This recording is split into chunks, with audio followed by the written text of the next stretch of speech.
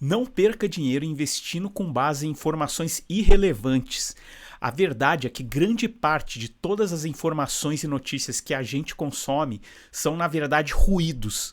São coisas que não vão impactar a economia, que não estão impactando os investimentos, mas elas mexem com o nosso emocional, elas são interessantes para a gente ficar acompanhando e às vezes até faz sentido, mas não é o que realmente está levando a economia a crescer.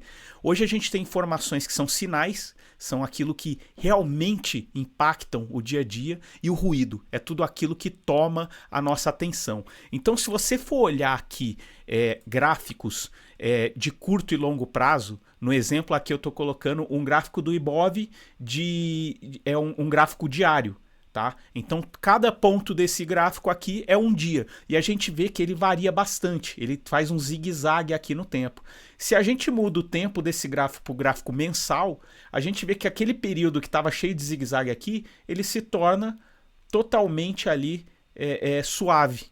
Então, a verdade é que o que faz esse gráfico movimentar, crescer ou cair, criar uma tendência, são os sinais, são aquelas informações importantes. Sendo que o ruído, as informações que não são importantes no longo prazo, elas criam essas variações de curto prazo que ficam subindo e descendo ali. Então, a verdade é que o investimento, ele, para você ter sucesso, você tem que olhar para ele no longo prazo.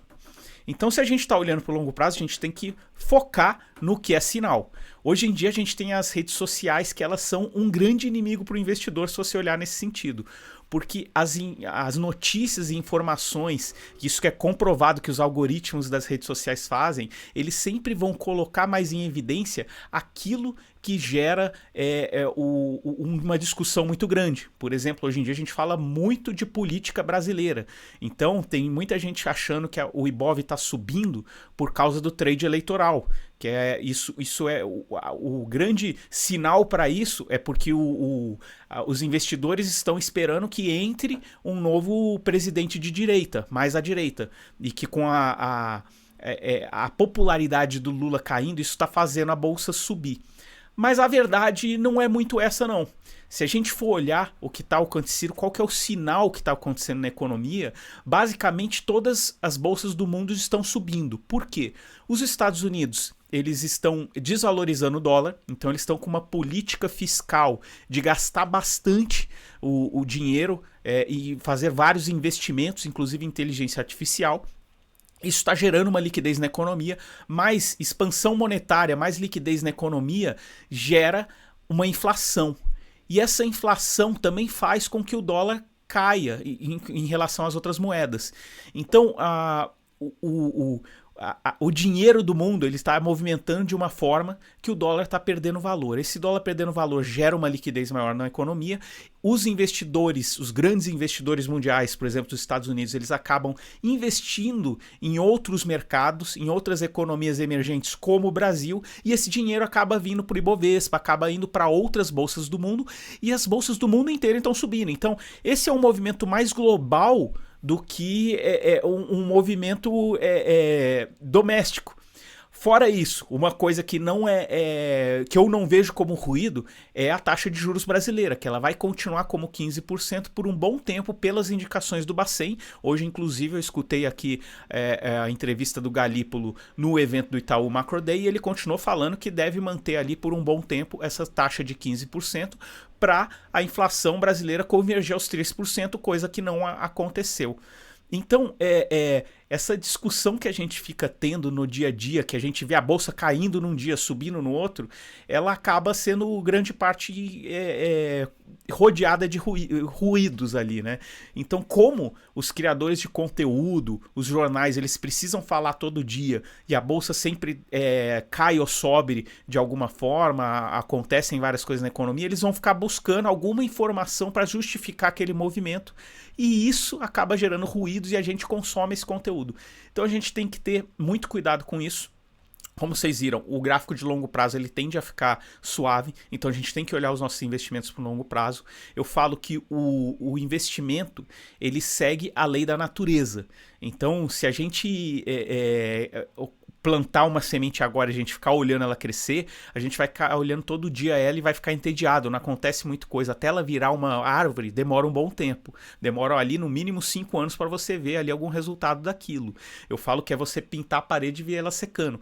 É entediante o investimento que dá resultado. Ele precisa um tempo de maturação, ele precisa de paciência. Então, por isso, a gente tem que olhar, fazer limpar a nossa cabeça de informações que não são importantes e olhar muito porque é importante. Então, hoje a gente tem que acompanhar muito a economia dos Estados Unidos. Eles estão realmente ali gastando bastante com um problema fiscal grande, que é um problema que a gente tem no Brasil. A taxa de juros no Brasil é um ponto, sim, relevante. A gente tem que acompanhar isso.